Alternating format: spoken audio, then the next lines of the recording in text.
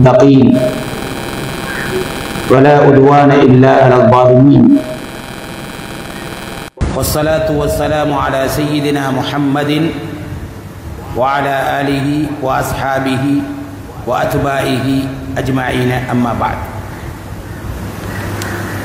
أعوذ بالله من الشيطان الرجيم بسم الله الرحمن الرحيم يا أيها الناس اتقوا ربكم الذي خلقكم من نفس واحدة وخلق منها زوجها وبث منهما رجالا كثيرا ونساء واتقوا الله الذي تساءلون به والأرحام إن الله كان عليكم رقيبا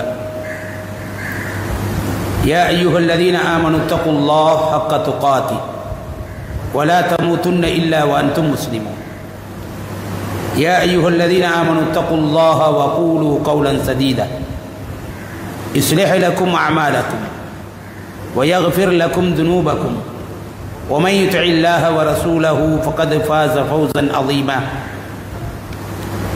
فإن أحسن الحديث كتاب الله وخير الهدي هدي محمد صلى الله عليه وسلم وشر الأمور محدثاتها وكل محدثة بدعة وكل بدعة ضلالة وكل ضلالة في النار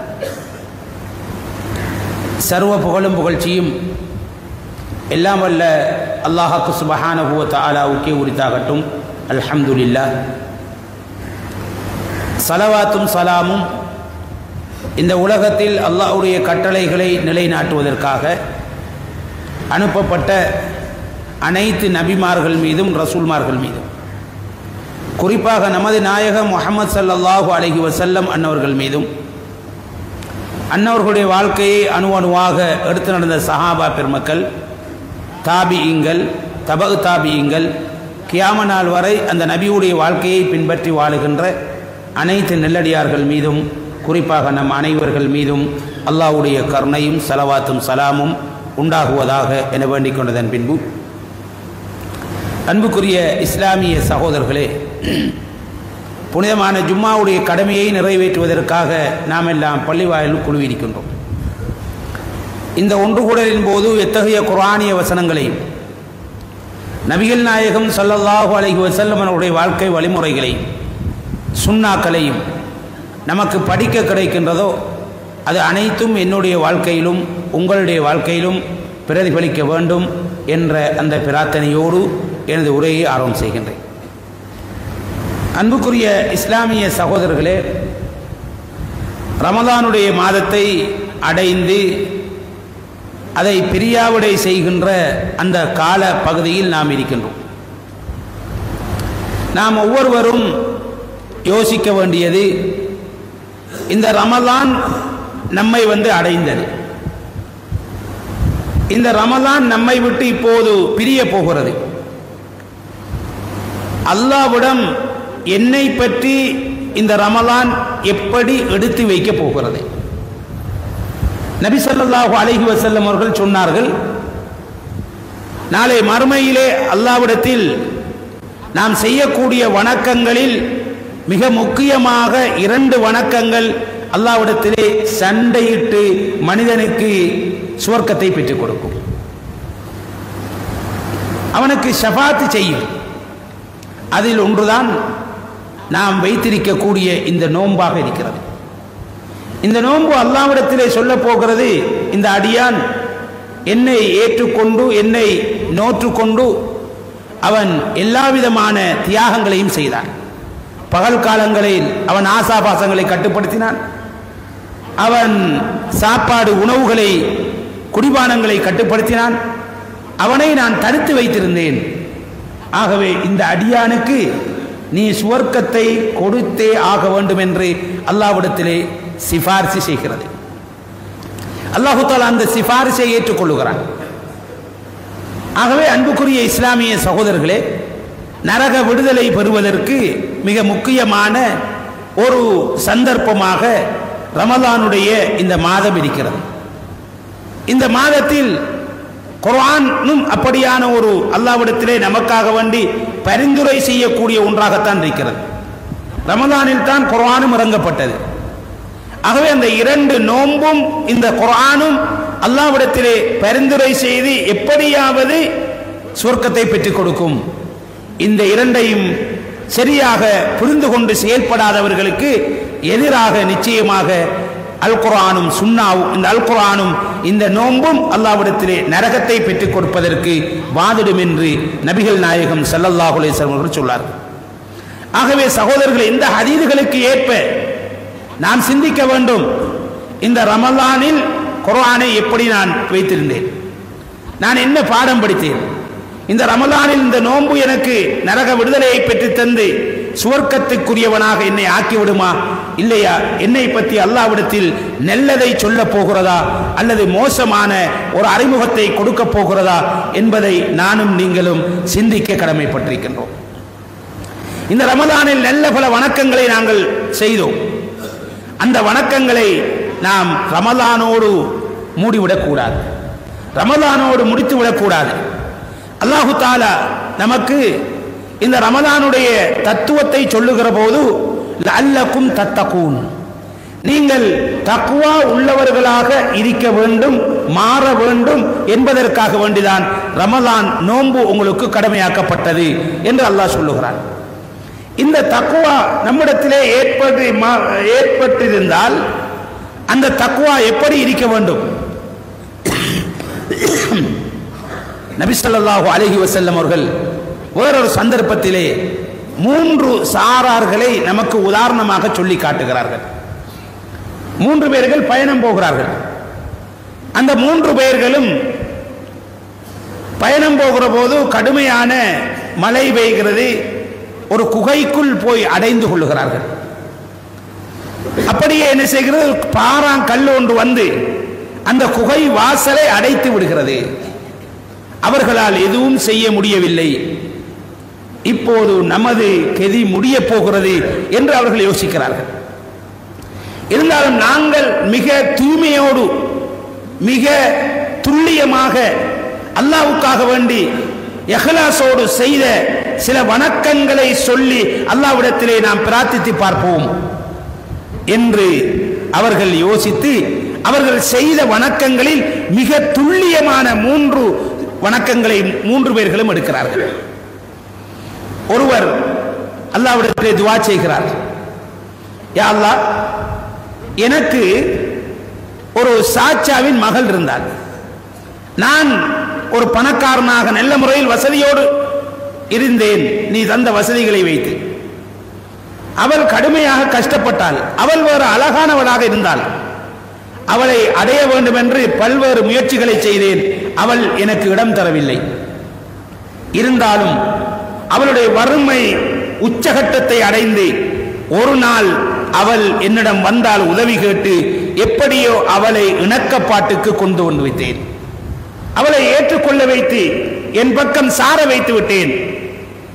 நான் எல்லா விடயங்களுக்கும் ஆயத்தமாகி ரெடியாகி கொண்டிருக்கின்ற அந்த சந்தர்ப்பத்தில் அவள் சொன்னால், இத்தகில்லா, அல்லாஹ்வை பயந்து கொள், என்னை வழிகெடுத்து விடாதே, என்னை தொடாதே, இது மோசமான ஒரு காரியம் நீ செய்யக்கூடியது என்று அந்த பெண்மணி சொன்னாள். அப்படி அந்த வார்த்தையை கேட்டவுடனேயே, யா அல்லாஹ், நான் உடனடியாக எழுந்து அதை விட்டு ஒதுங்கி விட்டேன். இதை உனக்காக வேண்டி, உன்னை தக்வா இருந்த காரணத்தினால் தான் நான் இதை செய்தேன். இதை உனக்காக வேண்டி செய்திருந்தால் யா அல்லாஹ் எங்களை இந்த கஷ்டத்திலே இருந்து பாதுகார் என்று அந்த பெண்மணி துஆ செய்கிறாள். அந்த அடியான் துஆ செய்கிறான். அப்படி கல்லு சற்று விலகியது. இரண்டாவது மனிதர் துஆ செய்கிறார், யா அல்லாஹ், என்னிடத்திலே பல தொழிலாளிகள் இருந்தார்கள். அவர்களை வேலைக்கு அமர்த்தியிருந்தேன். ஒருவர் வேலை செய்துவிட்டு சம்பளம் எடுக்காமல் போய்விட்டார் ஒரு நாள். அப்போது அவருடைய சம்பளத்தை கொடுப்பதற்கு தேடி பார்த்தால் அவரை காணவில்லை. அவருடைய சம்பளத்தை எடுத்து ஒரு ஆட்டை வேண்டி அப்படியே விட்டேன். அந்த ஆடு பெருகி பெருகி பெருகி பெரியதோர் பண்ணையாக மாறிவிட்டது. ஒரு நாள் அவர் திடீரென வருகிறார், வந்து என்னை தெரியுமா என்று கேட்கிறார். இல்லை என்று சொல்லுகிறார்.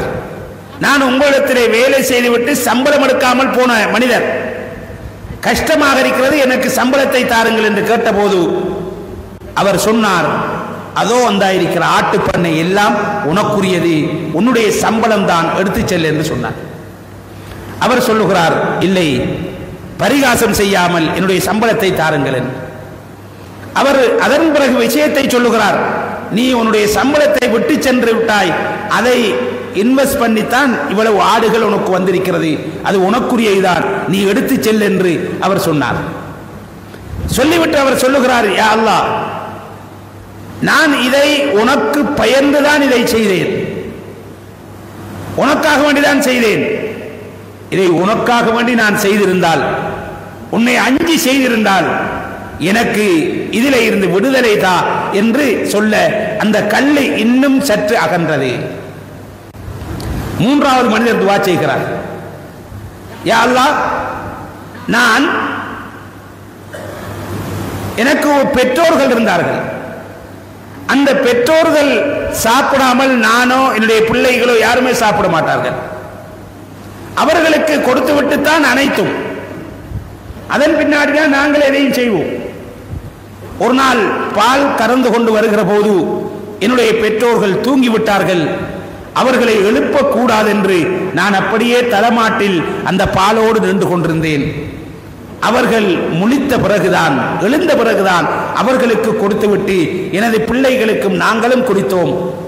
யா அல்லாஹ், இதை உனக்காக வேண்டிதான் செய்தேன், உன்னை பயந்துதான் செய்தேன் என்று சொல்லி அவர் துஆ செய்ய அந்த கல்லு பரிபூர்ணமாக விலகியது.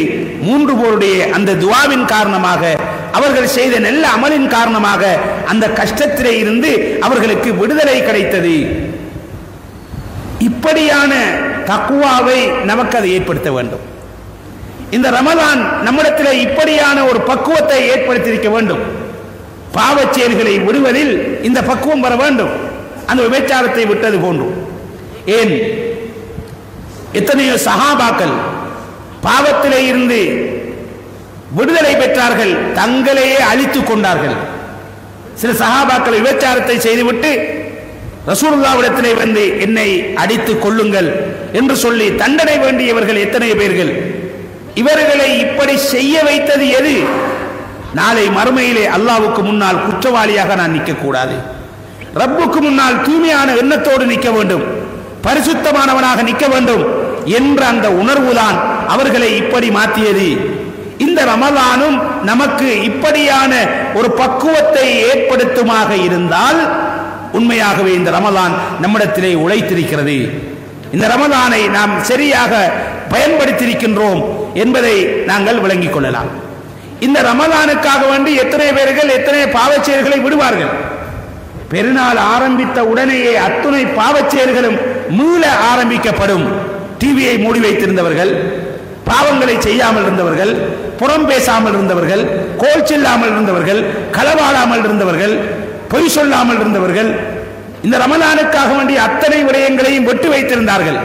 அக்கம் பக்கத்தோடு சண்டை பிடிக்காமல் இருந்தவர்கள், குடும்ப உறவை பேணியவர்கள், ரமலான் முடிந்த கையோடு அத்தனையும் அவர்கள் மறுபக்கமாக செய்கிறார்கள் என்றால் சகோதரர்களே, இந்த ரமலான் நம்மிடத்திலே எந்த விதமான பக்குவத்தையும் ஏற்படுத்தவில்லை என்பதுதான் உண்மையாக இருக்கிறது. நபி ஸல்லல்லாஹு அலைஹி வஸல்லம் அவர்கள்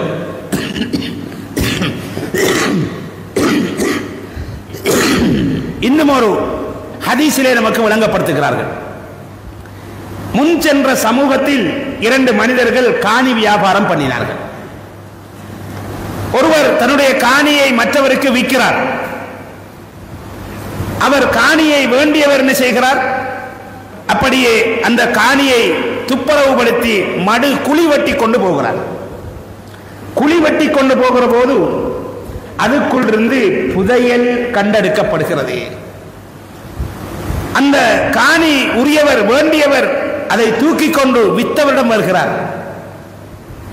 இதற்கு நான் காசு தரவில்லை, பூமிக்கு வெளியே உள்ளதுக்குத்தான் காசு தந்தேன், உள்ளுக்குள்ளதுக்கெல்லாம் காசு தரல, இது உங்களுக்குரியதை நீங்கள் எடுத்துக் கொள்ளுங்கள்.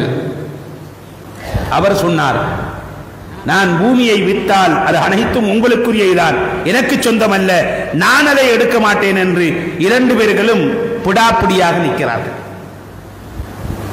அவர் சொல்லுகிறார் நான் எடுக்க மாட்டேன், இவர் சொல்லுகிறார் நான் எடுக்க மாட்டேன், உங்களுக்குரியது உங்களுக்குரியது என்று சொல்லுகிறார். கடைசியாக இரண்டு பேர்களும் அந்த காலத்தில் இருந்த ஒரு மார்க்க அறிஞரிடம் போகிறார்கள்.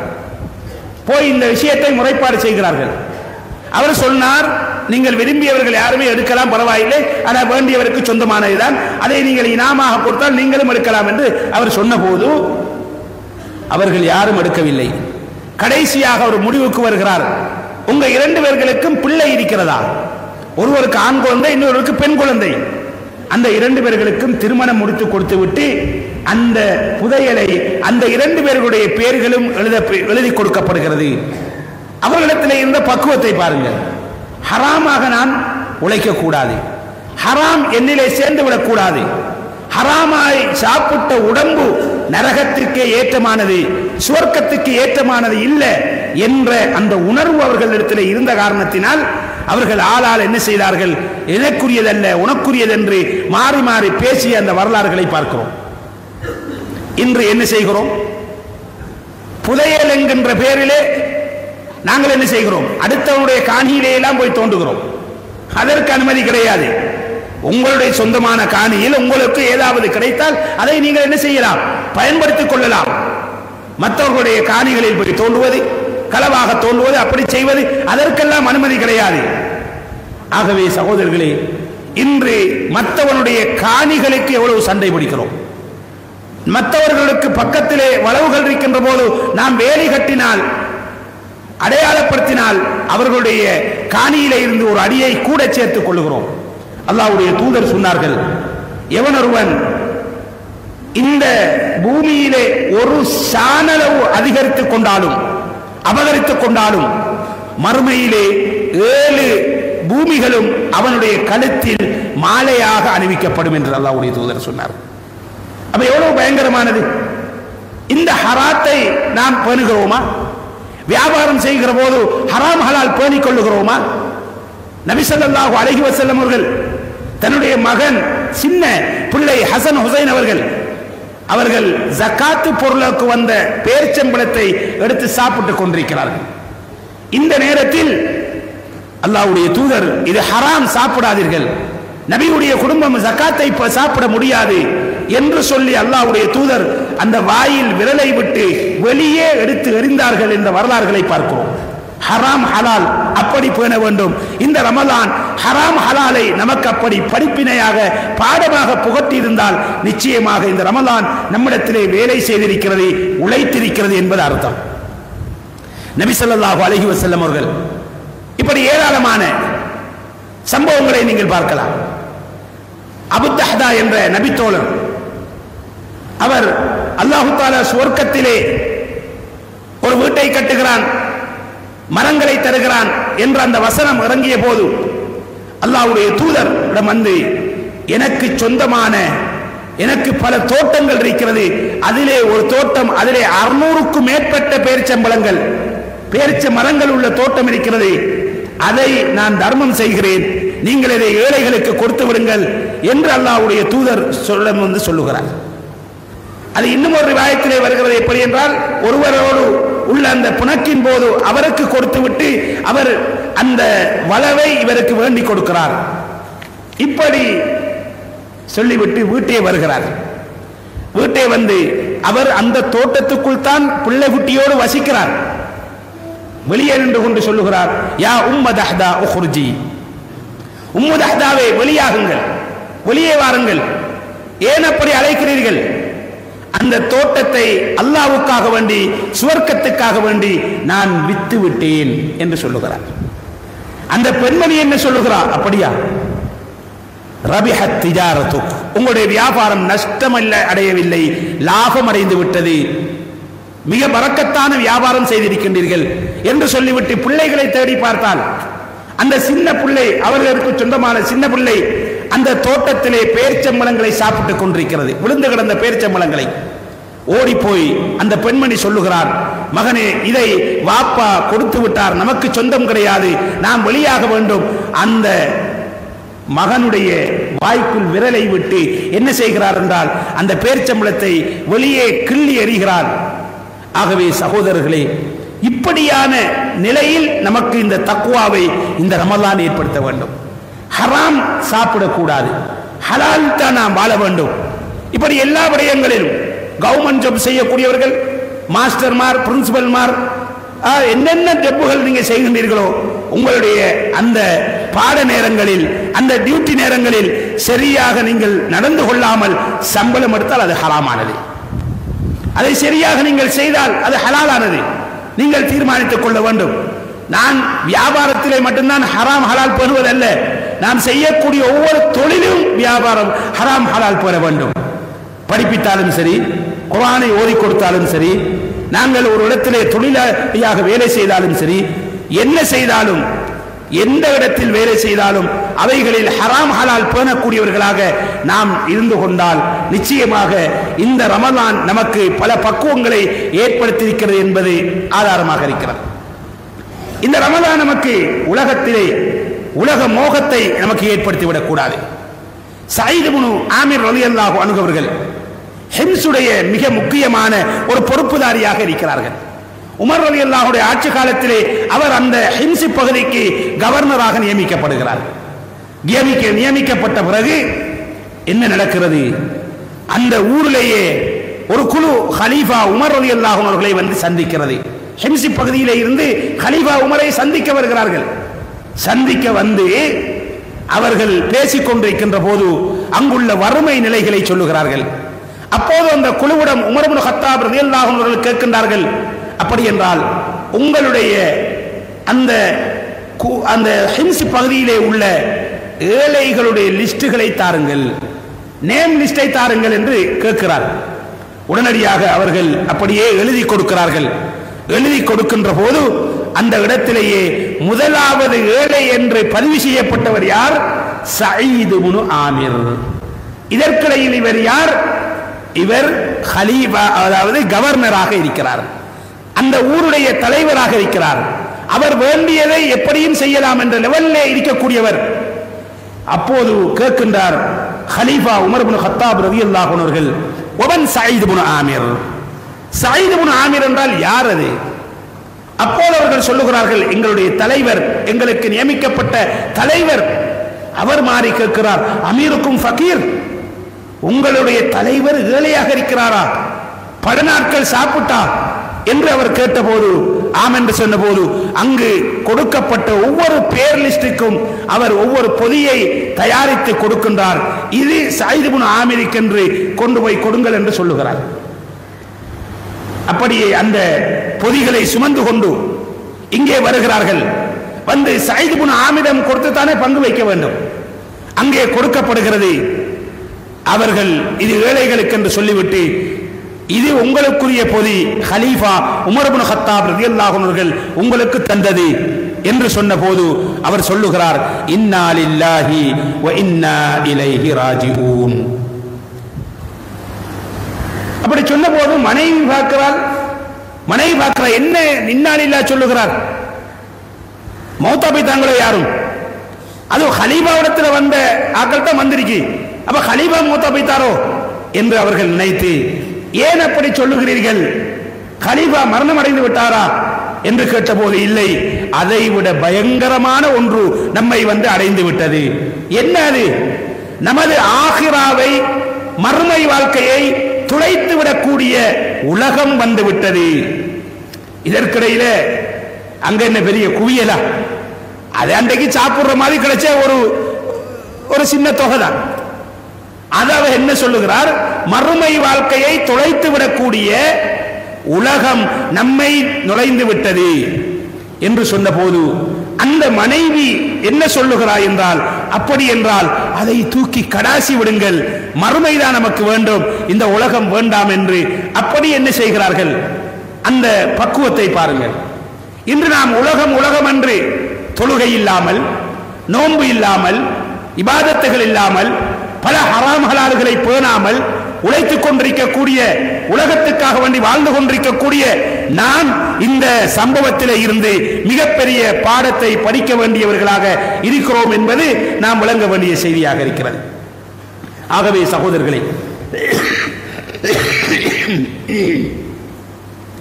இமாம் அபூ ஹனீஃபா ரஹ்மத்துல்லாஹி அலைஹி அவர்கள், அவர் எப்படிப்பட்ட மனிதர்? மிகப்பெரிய முக்கியமான அறிஞர்களில் அவர் ஒருவர். அவருடைய தொழில் எப்படி? புடவை பிசினஸ் தான் அவருக்கு தொழில். அவருடைய கடையிலே வேலை செய்த ஒரு பையன் என்ன செய்கிறான்? இவருடைய கடையில் என்ன இருக்கிறது? புடவைகள் நிறைய இருக்கிறது. அதிலே டேமேஜ் உள்ள ஒரு புடவையும் இருந்தது. அந்த டேமேஜ் உள்ள புடவையை தூக்கி வேறையாக வைத்து விடுகிறார். காலையிலே வந்து ஒவ்வொரு நாளும் அந்த புடவையை தான் பார்ப்பார். ஒரு நாள் பார்க்கிற போது புடவையை காணல, எங்கன்னு கேட்கிறார். புடவையை கொடுத்துட்டார். அதுல டேமேஜ் இருந்துச்சு, சொல்லி கொடுத்தீங்களா? அதுக்கு விலையை குறைச்சு கொடுத்தீங்களா? அதெல்லாம் செய்யல. இமாம் அபூ ஹனீஃபா ரஹ்மத்துல்லாஹி அலைஹி அவர்கள் எந்த அளவுக்கு பேணுதல் என்று பாருங்கள். என்ன செய்கிறார்கள் என்றால், ஒவ்வொரு வீடு வீடாக ஏறி செல்லுகிறார்கள். எங்களுடைய கடையில் இன்றைக்கு நீங்கள் புடவை வேண்டினீர்களா? பல இடங்களில் சுற்றி திரிந்துவிட்டு கடைசியாக ஒரு பெண்மணி சொல்லுகிறார், நான் எடுத்தேன் என்று. அப்போது அவர் சொல்லுகிறார், அதனுடைய விலை இப்படித்தான் வரும், நீங்கள் கூட கொடுத்து விட்டீர்கள், அதிலே டேமேஜ் இருக்கிறதை சொல்லாமல் வித்து விட்டார், மன்னித்துக் கொள்ளுங்கள், நான் மன்னிப்பு கேட்கிறேன் என்று சொன்ன போது அவர்கள் அது பரவாயில்லை என்று இல்லை, நீங்கள் பரவாயில்லை என்று சொல்லி சரி வராது. நாளை மறுமையிலே இந்த ஒன்றுக்காக வேண்டி நான் நரகம் போய்விடக் கூடாது. இதை ஏமாற்றி விட்ட குற்றத்தில் நான் வந்து விடக்கூடாது. நீங்க அந்த புடவையை தாங்க வேற புடவைதாரன் அல்லாட்டி அதுக்கு அதுல டேமேஜுக்கெல்லாம் கழிச்சிட்டு நீங்க என்ன செய்யுங்க, அந்த புடவையை எடுத்துக்கங்க, காசை புடவை எடுத்துக்கங்கன்னு சொன்னார். இப்படி அந்த பேணுதல். இமாம் அபூ ஹனீஃபா ரஹ்மத்துல்லாஹி அலைஹி இடத்துல இன்னொருவர் வருகிறார். தன்னுடைய பொருளை விற்பதற்காக வேண்டி அவர் சொல்லுகிறார். அதுக்கு விலையை உதாரணத்துக்கு 10,000 சொல்றாரு. சொன்ன போது அவர் சொல்லுகிறார், இல்லை இன்னும் கூட கேளுங்க. மீண்டும் சொல்லுகிறார், இன்னும் கூட கேளுங்க. அப்ப அவர் சொல்றா, கஷ்டத்துல வந்திருக்கிற மனே, நீ இந்த மாதிரி பகடி பண்ணாத, எனக்கு அந்த தொகையை தந்துட்டு. அவர் சொல்லுகிறார், நீ இதுவரைக்கும் அதனுடைய விலையை நெருங்கவில்லை, அதனுடைய உண்மை விலையை நான் சொல்லாமல் எடுத்து விட்டால் ஹராமாக ஆகிவிடும் என்ற அந்த பக்குவத்தை நாம் என்ன செய்வோம்? உதாரணத்துக்கு ஒருவன் ஒரு சைக்கிளை விற்க போறான் கஷ்டத்தில், அது 5 லட்சம் ரூபாய் சைக்கிள், நமக்கு எப்படியே விற்பான்னு தெரிஞ்சா 1 லட்சத்துக்கு கேட்போம் நாம. அப்படித்தான் தவிச்ச முசல் அடிக்கிறார்கள் நாம. அப்ப இமாமுடைய பக்குவத்தை பாருங்க. இந்த ரமலான் இப்படியான பக்குவத்தை நமக்கு ஏற்படுத்தி இருந்தால் மிகப்பெரிய உழைப்பு இந்த ரமலான் நம்மிலே செய்திருக்கிறது. அன்புக்குரிய இஸ்லாமிய சகோதரர்களே, இமாம் அபூ ஹனீஃபாவுடைய தந்தையுடைய வரலாறுகளை நீங்கள் படித்திருப்பீர்கள். நுஅமான் இப்னு சாபித், அவர் மிக பேணுதலான ஒரு மனிதராக இருந்தார்.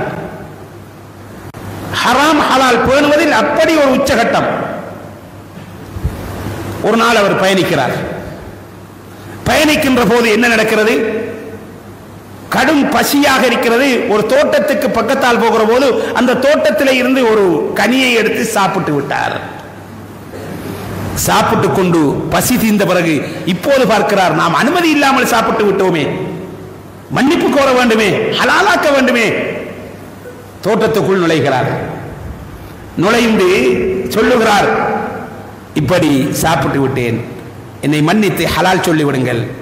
அவர் சொல்லுகிறார், தோட்டத்துக்கு சொந்தக்காரன் நான் கிடையாது, நான் இதில் வேலை செய்கிற ஆள் தான், தோட்டத்துக்குரியவர் தூரத்திலே இருக்கிறார், அவரை நீங்கள் சந்திப்பதாக இருந்தால் 5 நாள் 6 நாள் பயணம் போய்த்தான் சந்திக்க வேண்டும்.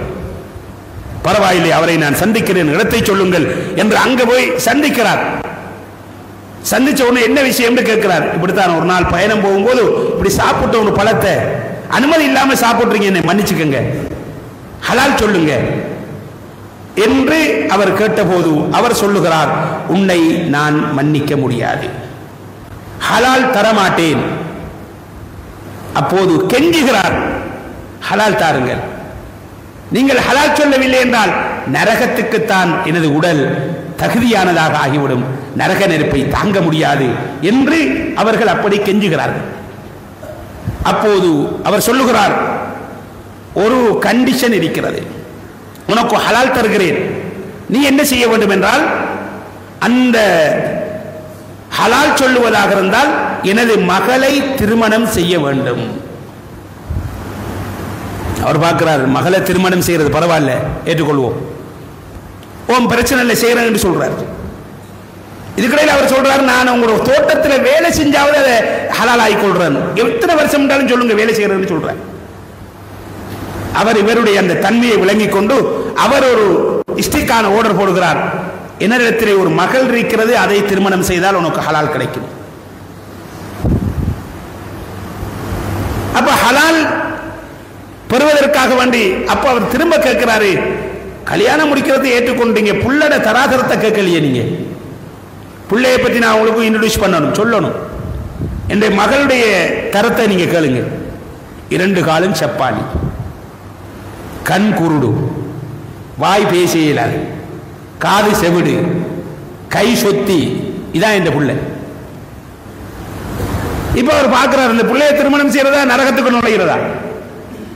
எப்படியே ஹலால் கிடைக்கிறதா இந்த பிள்ளையை திருமணம் செய்தான் ஆகணும், பரவாயில்ல நான் முடிக்கிறேன் என்ற ஒரு முடிவுக்கு அவர் வருகிறார். ஹராம் சாப்பிட்டு நான் நின்று செய்யக்கூடாது, அங்கே நரகத்தில் போய்விடக் கூடாது.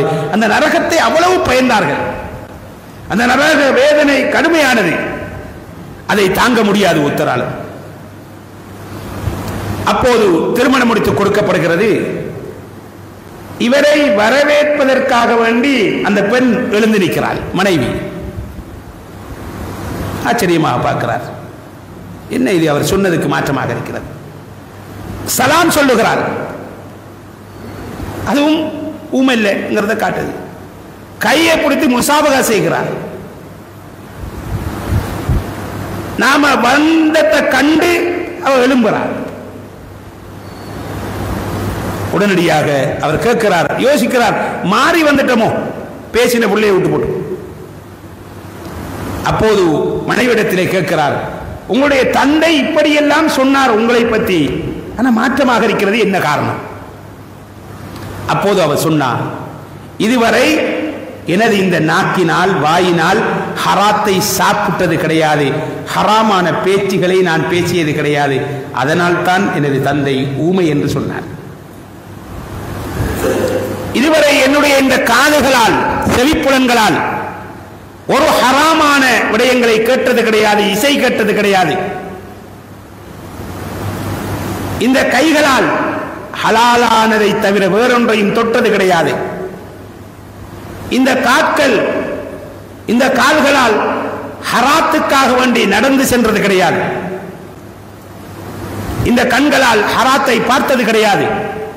இதை சொல்லித்தான் என்னுடைய தந்தை இப்படி என்னை அடையாளப்படுத்தினார். எனக்கு பல இடங்களில் திருமணம் தேடி திரிந்தார் தந்தை. எனக்கு சூட்டபிளான பொருத்தமான ஒருவர் கிடைக்கவில்லை, கல்யாணம் பிந்தி போனது. கடைசியாக என்னுடைய தந்தை உங்களை பொருத்தமானவர் என்ற அடையாளம் கண்டு இந்த சந்தர்ப்பத்தை பயன்படுத்தி கொண்டார். அந்த 2 பேர்களும் திருமணம் செய்து தாம்பத்திய உறவுகளை ஈடுபட்டு அவர்களுக்கு பிறந்த குழந்தைதான் இமாம் அபூ ஹனீஃபா ரஹ்மத்துல்லாஹி அலைஹி அவர்கள். அந்த பிள்ளை அவ்வளவு பேணுதல் மிக்க ஒரு மனிதராக வாழ்ந்தார், அவ்வளவு பெரிய அறிவாளியாக இருந்தார், மார்க்கத்திலே முன்னோடியாக இருந்தார். தன்னுடைய பெற்றோர்களிலே உள்ளது அந்த பிள்ளையில் தாக்கம் செலுத்தியது. அவர்கள் 2 பேர்களுடைய பக்குவத்தையும் பார்த்தது. பிள்ளை என்பது போல் வாழ்வதுதான். பிள்ளை தன்னுடைய பெற்றோர்கள் எது செய்கிறதோ அதைத்தான் செய்யும். பெற்றோர்களுடைய அத்துணை பழக்க வழக்கங்களும் பிள்ளைகளிடத்திலே சிம்பிளாக நுழைந்துவிடும். ஆகவே நாங்கள் பேணுதலாக இருக்கின்ற போது, நாங்கள் இபாதத்துள்ளவர்களாக இருக்கிற போது எங்களுடைய வீட்டு சூழல் நல்லதாக மாறும், எங்களுடைய பிள்ளைகள் நல்லதாக மாறும். ஆகவே சகோதரர்களே, இப்படிப்பட்ட இந்த நிலைகளை நாங்கள் புரிந்து என்ன செய்ய வேண்டும் என்றால், இந்த ரமலான் இப்படியான அளவுக்கு தக்குவாவை நம்மிடத்தில் ஏற்படுத்தியிருக்க வேண்டும். நமக்கிட்ட தக்குவாவை ஏற்படுத்தினுச்சா, சில ஆட்கள் வீடி குடிக்கிறத விடுவாங்க, சிகரெட் குடிக்க மாட்டாங்க. நோன்பு திறந்த உடனே வைக்கிற வாயில வீடியத்தான். சில ஆட்கள் சிகரெட்ல நோன்பை திறக்கிறது பார்க்கிறோமா இல்லையா? என்ன தக்குவாவை ஏற்படுத்தியிருக்கிறது? நோம்பை பிடிச்சிட்டு பொய் சொல்றோம், நோம்பு பிடிச்சிட்டு ரெண்டு பேருக்கு சண்டையை மூட்டிடுவோம், குடும்ப உறவை பேண மாட்டோம். என்ன நிலைப்பாடு? ஆகவே இவைகள் எல்லாம் மாற வேண்டும். இந்த சம்பவங்கள்ல இருந்து நாங்கள் படிக்கின்ற பாடம் என்ன? இந்த ரமலான் இப்படியான முறையில் நம்மிடத்திலே தக்வாவை ஏற்படுத்தி இருந்தால் இந்த ரமலான் நிச்சயமாக அல்லாஹ்விடத்திலே சுவர்க்கத்தை பெற்றுத் தருவதற்கு வாதிட்டு எப்படியே நம்மை சுவர்க்கம் நுழைக்க செய்யும் என்பதில் சந்தேகம் கிடையாது. இல்லை என்றால் அல்லாஹ் பாதுகாக்க வேண்டும். நஊது பில்லாஹி மின்ஹா, அந்த நரகத்துக்குரியவர்களாக எங்களை தள்ளிவிடும். ஆகவே சகோதரர்களே, நானும் நீங்களும் சிந்திக்க கடமைப்பட்டிருக்கின்றோம். இந்த ரமலான் இத்தகைய தக்வா உள்ளவர்களாக எங்களை மாற்றியிருந்தால் அதை நிச்சயமாக வரவேற்கக்கூடியது. அப்படிப்பட்ட தக்வாவோடு வாழ்ந்து மரணிப்பதற்கு வல்ல ரஹ்மான் எனக்கும் உங்களுக்கும் துணை புரிவானாக.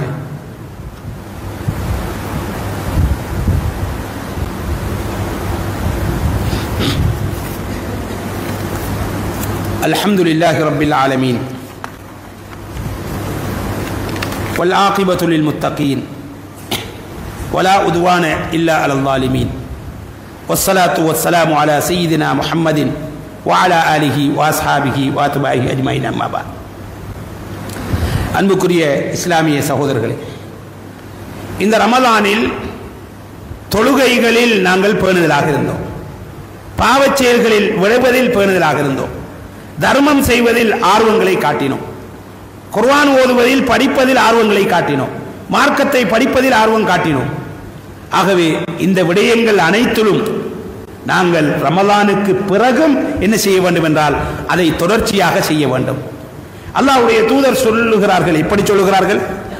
ஆயிஷா நாயகர்கள் அறிவிக்கிறார்கள், ஒரு மனிதர் வந்து அல்லாஹ்வுடைய தூதரிடத்திலே கேட்கிறார், ஐயுல் அமாலி அஃபல், செய்யக்கூடிய வணக்கங்களில் மிக சிறந்த வணக்கம் எது?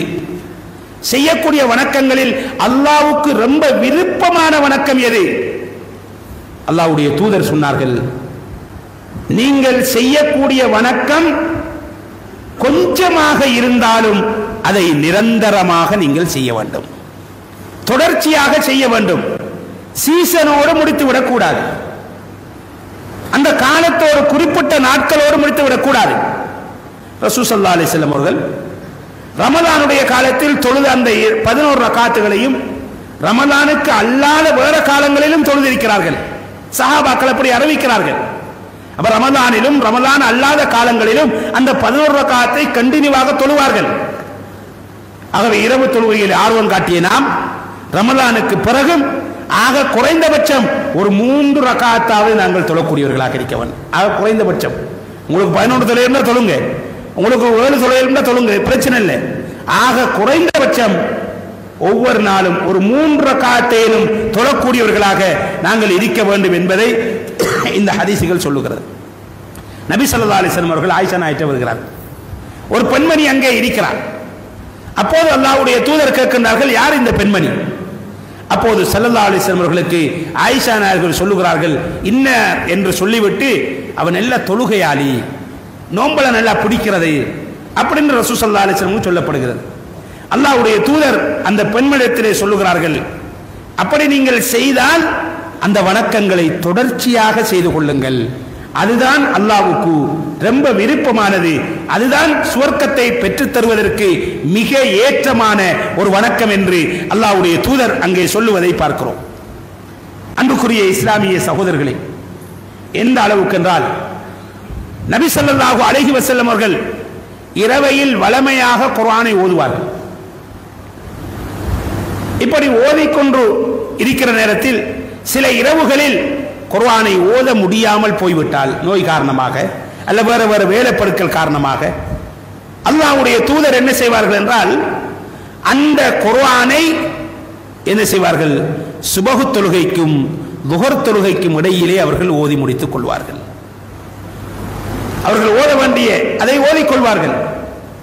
அதே போன்று ரமலான், அதாவது இரவு தொழுகை சில நேரம் மிஸ் பண்ணினால் அல்லாஹ்வுடைய தூதர் லுஹருக்கு இடையிலேயே அந்த தொழுகையை தொழுது முடிக்கக்கூடியவர்களாக இருக்கின்றார்கள். அப்ப நமக்கு இரவையில சில நேரம் கடும் வேலை காரணமாக தொழ முடியாமல் போய்விட்டால் கூட நமக்கு கண்டினியூவாக தொழக்கூடியவர்களாக இருந்தால் அந்த தொழுகையை துஹருக்கிடையிலே நாங்கள் தொழுது முடிப்பதற்கு நமக்கு அனுமதி இருக்கிறது. அதற்காக வேண்டி வேணுமென்று பாலடைய செய்துவிட்டு அதற்கிடையிலே நாம் தொழுவது என்பது கிடையாது. அப்ப அன்புக்குரிய இஸ்லாமிய சகோதரர்களே, அப்ப ரசூல் ஸல்லல்லாஹு அலைஹி வஸல்லம் அவர்கள் எவ்வளவு கவனமாக அதிலே இருந்திருக்கிறார்கள் என்பதை இந்த ஹதீசுகள் நமக்கு சொல்லுகிறது. இதிலே சில சஹாபாக்களுடைய செயல்பாடுகள், இமாம்களுடைய செயல்பாடுகளை நீங்கள் பாருங்கள். அலி இப்னு அபீ தாலிப் ரலியல்லாஹு அன்ஹு அவர்களும் ஃபாத்திமா நாயகி அவர்களும் அல்லாஹ்வுடைய தூதரத்திலே வருகிறார்கள். எங்களை வீட்டை கவனிப்பதற்கு, வேலை செய்வதற்கு ஒரு வேலையாளை தாருங்கள், கடுமையாக கஷ்டப்படுகிறோம் என்று அவர்கள் சென்று கேட்டபோது அல்லாஹ்வுடைய தூதர் அவர்களுக்கு வேலையாட்கள் கொடுக்கவில்லை. என்ன செய்கிறார்கள்? நான் சில திக்ருகளை சொல்லித் தருகிறேன், அதை தூங்குவதற்கு முன்னால் நீங்கள் ஓதிக்கொள்ளுங்கள், அது இந்த அடிமை பெண்களை வேலைக்கு கேட்பதை விட சிறந்ததாக இருக்கிறது என்று சொன்னார். படுக்கின்ற போது சுப்ஹானல்லாஹ் 33 தடவை, அல்ஹம்துலில்லாஹ் 33 தடவை, இன்னொரு அல்ஹம்துலில்லாஹ் 33 தடவை, அல்லாஹு அக்பர் 33 தடவை, இன்னொரு ரிவாயத்தில் அல்லாஹு அக்பர் 34 தடவை. இப்படி நீங்கள் செய்துவிட்டு தூங்குவது உங்களுக்கு வேலை பழுக்களை விட இது ரொம்ப ஆரோக்கியமானதாக இருக்கும் என்று அல்லாஹ்வுடைய தூதர் சொன்னதற்கு பிறகு அலி இப்னு அபீ தாலிப் அவர்கள் சொன்னார்கள், நானும் எனது மனைவியும் அதன் பிறகு அதை கேட்டத்திலே இருந்து அந்த வணக்கத்தை விட்டதே கிடையாது. யுத்த களத்தில் கூட நாங்கள் இதை செய்யாமல் இருப்பது கிடையாது. சிஃபின் சண்டை எவ்வளவு பயங்கரமான சண்டை, அந்த சண்டை அன்றும் நீங்கள் ஓதினீர்களா இதை? ஆம், அன்றும் நான் ஓதிவிட்டுத்தான் இருந்தேன் என்று அவர்கள் சொன்னார்கள். ரசூல் ஸல்லல்லாஹு அலைஹி வஸல்லம் அவர்கள் உம்மு ஹபீபா ரலியல்லாஹு அன்ஹா ரசூலுல்லாஹ்வுடைய மனைவி அறிவிக்கிறார்கள். என்ன செய்கிறார்கள்? எவரொருவர் ஒவ்வொரு நாளைக்கும் இரவு பகலாக 12 ரகாத்துகள் சுன்னத்துகளை தொழுகிறாரோ அவருக்கு சுவர்க்கத்திலே ஒரு வீடு கட்டப்படுகிறது. உம்மு ஹபீபா ரலியல்லாஹு அன்ஹா அவர்கள் சொல்லுகிறார்கள், இந்த வார்த்தையை நான் கேட்டத்தில் இருந்து தொழாமல் விட்டதே கிடையாது. ரசூலுல்லாஹ்விடத்திலிருந்து கேட்டத்திலே இருந்து நான் தொடர்ச்சியாக தொழுது கொண்டே இருந்தேன், அதை ஒருபோதும் விட்டது கிடையாது. உம்மு ஹபீபா நாயகி அவர்கள் சொல்லுகிறார். அதே போன்று அம்ர் இப்னு அவுஸ் என்பவர் சொல்லுகிறார், நபி ஸல்லல்லாஹு அலைஹி வஸல்லம் அவர்களிடத்திலே இருந்து உம்மு ஹபீபா கேட்கிறார், உம்மு ஹபீபா எனக்கு இதை சொல்லி தந்தார், அவகிட்ட இருந்து நான் இதை படிச்சதுக்கு பிறகு ஒரு நாளும் தொழாமல் விட்டது கிடையாது அந்த 12 ரக்காத்.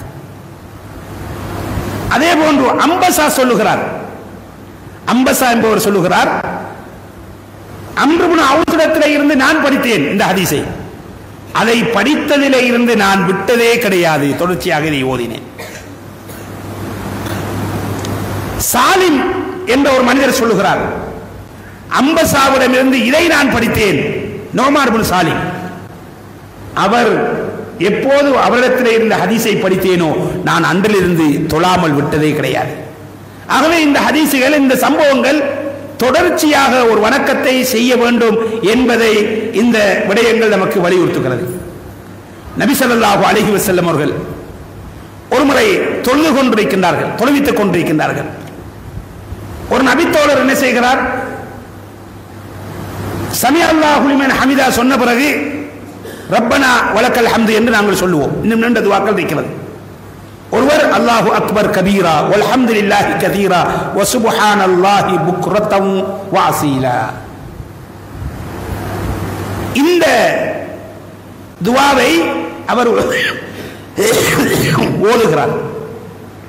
ஓதியவுடன் நபி ஸல்லல்லாஹு அலைஹி வஸல்லம் அவர்கள் தொழுகை முடிந்தவுடன் கேட்கின்றார்கள், யார் இப்படி சொன்னவர்? மனித காயில். சஹாபாக்களுக்கு பயம், பிள்ளையாக்களையா நம்ம நடந்துட்டோம். ஒருவர் பயந்துகை எழும்பி, நான் தான் சொன்னேன் யார சொல்லலாம், உன்னுடைய இந்த வார்த்தைகளை கேட்டு மலக்குகள் ஆளுக்கால் போட்டி சண்டை, நான் தான் இந்த வார்த்தையை அல்லாஹ்விடத்தை போய் சொல்லுகணும், நான் எடுத்துக்கிட்டு போகணும் என்று அவ்வளவு சண்டை பிடிக்கிறார்கள்.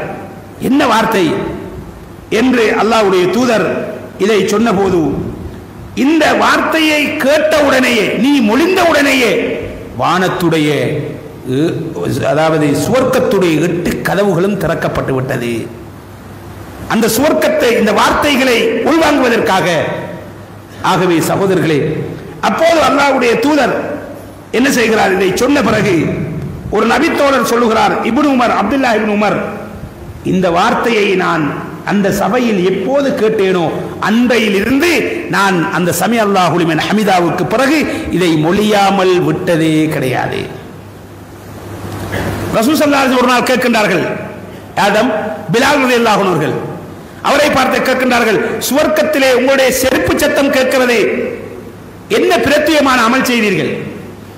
அவர் சொல்லுகிறார், யா ரசூலல்லாஹ், ஒன்றும் பெருசா இபாதத் இல்லை, நான் உது செய்வேன், உது செய்துவிட்டு துஆவை ஓதிவிட்டு தொடர்ச்சியாக அதற்குரிய 2 ரக்காத்துகளை தொழுது வருவேன், அதான் செய்வது. அந்த ஒன்றுக்காக உனக்கு சுவர்க்கத்தில் இடம் கிடைத்திருக்கிறது என்று அந்த நபித்தோழருக்கு ஸல்லல்லாஹு அலைஹி வஸல்லம் அவர்கள் அப்படி சொல்லுகிறார்கள் என்றால், நாம் செய்யக்கூடிய வணக்கங்கள் கொஞ்சமாக இருந்தாலும் அதை தொடர்ச்சியாக செய்வதில் நமக்கு சுவர்க்கம் கிடைக்கிறது, அல்லாஹ்வுடைய அருள் கிடைக்கிறது, பாவ மன்னிப்பு கிடைக்கிறது, நரக விடுதலை கிடைக்கிறது. அப்படி செய்து நடந்து வாழக்கூடிய நன்மக்களாக என்னையும் உங்களையும் அல்லாஹு தஆலா ஆக்கி அருள்வானாக. இந்த ரமலானில் இன்னும் வரக்கூடிய எஞ்சிய நாட்கள் இந்த பிந்திய பத்துக்களுடைய நாட்களாகவே இருக்கிறது. 21, 23, 25, 27, 29 இந்த நாட்களில் லைலத்துல் கத்ரை தேடுங்கள் என்று அல்லாஹ்வுடைய தூதர் சொன்னார்கள். தேடுங்கள் என்றால் அரபியிலே உத்லுபி என்று சொல்வது அல்லது தஹர்ரா என்று சொல்வது. தஹர்ர என்று அரபியிலே பாவிப்பதற்கு கடின முயற்சி செய்து ஒருவன் பெற்றுக்கொள்வது. ஆகவே அந்த லைலத்துல் கத்ரை அடைவதற்கு நாங்கள் கடுமையான முயற்சி செய்ய வேண்டும். அந்த லைலத்துல் கத்ரை நாம் பெற வேண்டும். எஞ்சிய நாட்களில் இருக்கலாம். அதைத்தான் ரமலானுடைய பிந்திய 10 முழுக்க அந்த லைலத்துல் கத்ரை தேடக்கூடியவர்களாக நாம் இருக்க வேண்டும். குறிப்பிட்ட நாட்களில் மாத்திரம் தெரியாது, நமக்கு வஹி கிடையாது, மறைவான ஞானம் கிடையாது எந்த இரவிலே அந்த லைலத்துல் கத்ர் இருக்கிறது என்று. இந்த லைலத்துல் கத்ர் ஒரு இரவில் நாங்கள் செய்யக்கூடிய ஒரு வணக்கம் 83 வருடங்கள் இபாதத் செய்த நன்மை. எப்படி? ஒரு சுப்ஹானல்லாஹ் சொன்னால் 83 வருஷம் நீங்கள் சுப்ஹானல்லாஹ் செய்த நன்மை. ஒரு குல் ஹுவல்லாஹை ஓதினால் 83 வருஷம் இப்படி செய்த நன்மை. ஒரு அல்லாஹ் அக்பர் சொன்னால் அப்படி அந்த நன்மை. நீங்கள் 1 ரூபாய் தர்மம் செய்தால் 83 வருஷம் தர்மம் கொடுத்த நன்மை. அந்த இரவையில் குர்ஆனை ஓதினால் அப்படி, அந்த இரவையில் நீங்கள் ஸலவாத்தை ஓதினால் அப்படி, திக்ர்களை செய்தால் அப்படி.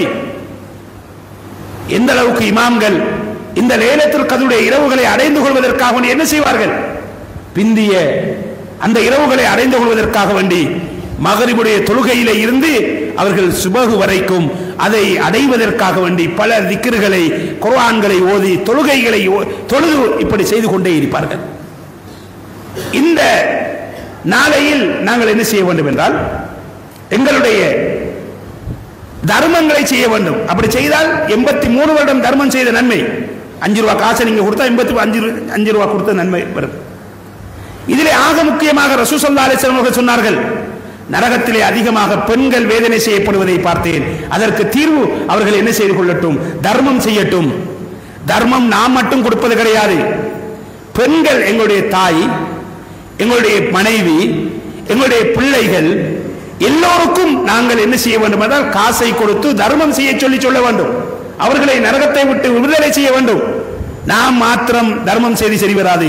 பெண்கள் அவர்களுடைய கையினால் கொடுக்க வேண்டும். நாம் எப்படி அந்த பெண்களுக்கு சாப்பாட்டுக்கு உடுப்புக்கு செலவழிக்கின்றோமோ, வைத்திய செலவுகளை செலவழிக்கிறோமோ, அதுபோன்று கணவர்கள் மீது என்ன செய்வது? அந்த பெண்களுக்கும் தர்மம் செய்வதற்கு கையிலே தொகைகளை கொடுப்பது மிக முக்கியமானது. நாம் உண்மையாக என்னுடைய தாய் மீது ஆசை வைத்திருந்தால், தங்கச்சி மீது ஆசை வைத்திருந்தால், நம்முடைய தாத்தாவின் மீது ஆசை வைத்திருந்தால், நம்முடைய மகள் மீது ஆசை வைத்திருந்தால், அவர்களுக்கெல்லாம் நரக விடுதலை கொடுப்பதற்கு மிக மிக ஏற்றமான ஒரு வணக்கம் தர்மம் செய்வதுதான். அப்படி செய்யக்கூடிய நன்மக்களாக என்னையும் உங்களையும் அல்லாஹு தஆலா ஆக்கி அருள்வானாக. வஅகூலு கௌலி ஹாதா வஅஸ்தக்ஃபிருல்லாஹ லீ வலக்கும் வலிஸாயிரில் முஸ்லிமீன மின் குல்லி தம்பின் ஃபஸ்தக்ஃபிரு இன்னஹு ஹுவல் கஃபூருர் ரஹீம்.